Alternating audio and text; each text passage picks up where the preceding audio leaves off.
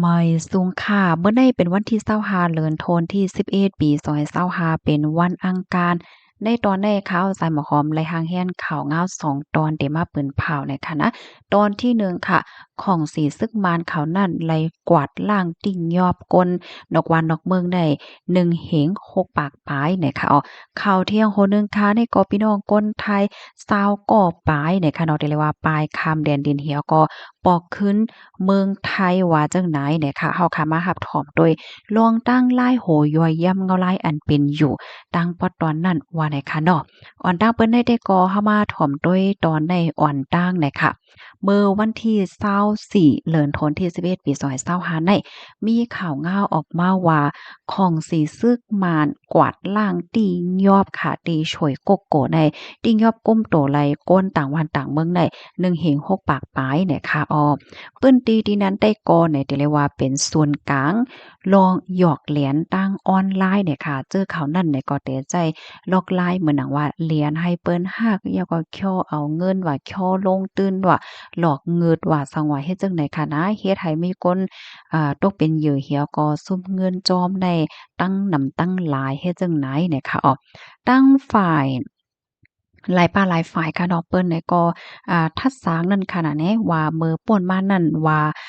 ของสีซึกมานเขานั่นเฮ็ดแกงปล่อยไว้โยเฮ็ดแกงต้อยอำหันเสียก็ถึงดีมีม้าอันเป็นศูนย์กลางลองหยอกเลียนว่าอำนั้นก็ที่ฮ้องว่าป้ายมักมีสีม่วนโยเฮ็ดแหน่เนาะเฮ็ดนั่นเหี่ยวแลในตั้งแต่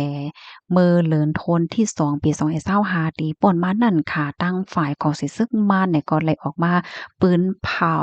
เข่งแข็งกดทัดกวาดล้างให้หน่อยค่ะเนาะฝ่ายหนึ่งก็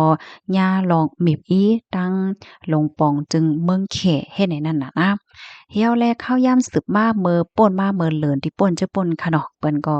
เข้าทัดแข็งๆทัดตีเข็บๆภาคให้หน่อยค่ะนะกำในซ้ำเนี่ยเปิ้นเข้าทัดเฮาแห้งตีฉวยกกโกเฮ็ดจังไหนมีข่าวง่าวออกมาค่ะเนาะว่าตั้งฝ่ายสื่อข่าว The Global New Right of Myanmar ค่ะไลออกมาเปิ้นภาวามีคนต่างวันต่างเมืองในค่ะนะ1เหง5ปาก90ก่อค่ะเข้าเมืองเข้ามาที่ในเมืองโฮมตัวเมียนมาแน่จ้อมหมายมีค่ะเจอเขาถุงหญ้าติ้งยับก้มโตวงกลางวันที่18ต่อถึงวันที่22เดือนธันวาคมที่11ปี2025เฮ็ดจังได๋ค่ะเมื่อพ้องตีเขากดทัดกวาดล้างโครงการฝ่ายเรียนออนไลน์ที่ช่วยกกโกเฮ็ดไหนค่ะ เลอเซนั่นผู้มีปนพ่อนเขายึดไลคอมพิวเตอร์ในคณะ2เฮง8ปาก93เครื่องโฟนได้21,000เฮง7ปาก50เครื่อง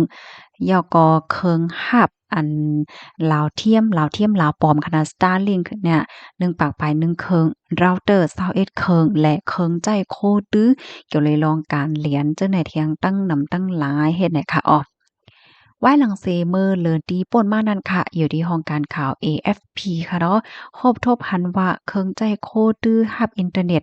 ลาวปอม Starlink ในค่ะติดตั้งไว้อยู่ตั้งนำตั้งหลายตีศูนย์หยอกเหรียญตั้งออนไลน์ว่าสว่าเจอนั่นให้เนี่ยเนาะให้นั่นเหี่ยวและข้าวยำสืบมาในตั้งฝ่ายคอมพานี Starlink ของ Elon Musk นะคะก็เลยออกมาปืนเผาลาดว่าไล่สั่งกึดปิกแปดเหย้าตา1เหง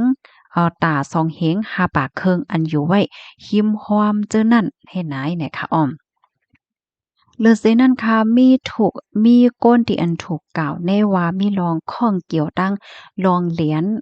ตั้งออนไลน์และลองต่อรองเหนือออนไลน์ในเที่ยง2ปาก23ก่อเนี่ยค่ะอันนี้ก็ย่างยอบกว่าตีช่วยโกโก้เมื่อวันเสาร์ที่ป่นมานั่นให้เนี่ยนะในนั้นเนี่ยมีก้นเขอยู่1ปากก่อเฮ็ดจังได๋ค่ะเฮแลก็เลยหันเคียบหางว่าคลิปวิดีโอค่ะเนาะที่อันเปิ้น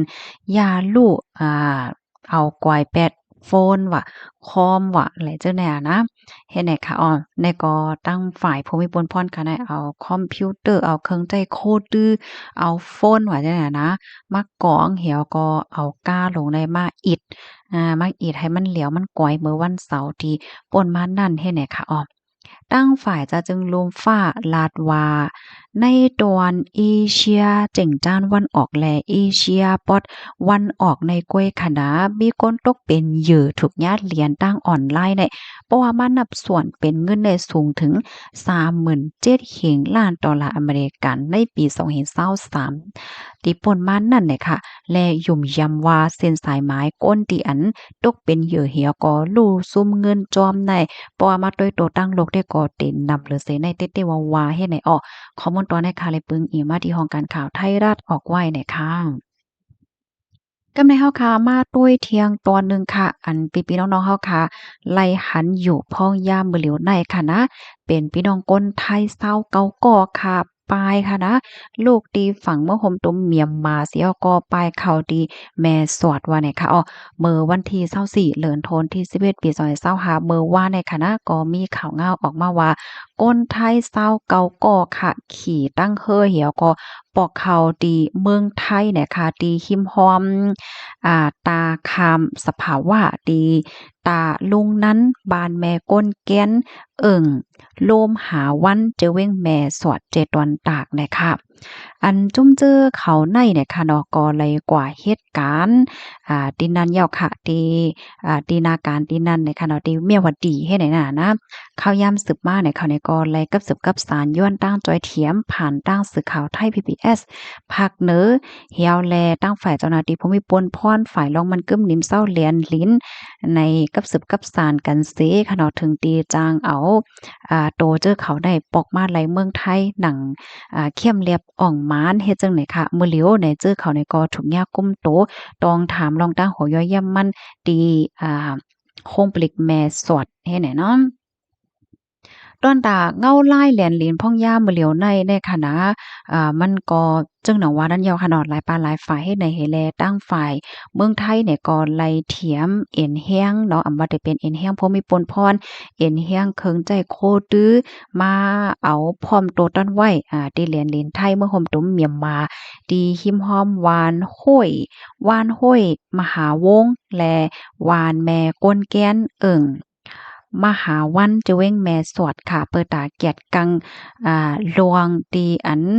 ป่นเปลี่ยนเข้ามาหาลองห่มลมก้นวันก้นเมืองให้ไหนค่ะดอกว่าหลังสีมีหลวงปึตึกกันวงกลางของสีซึกมารและตั้ง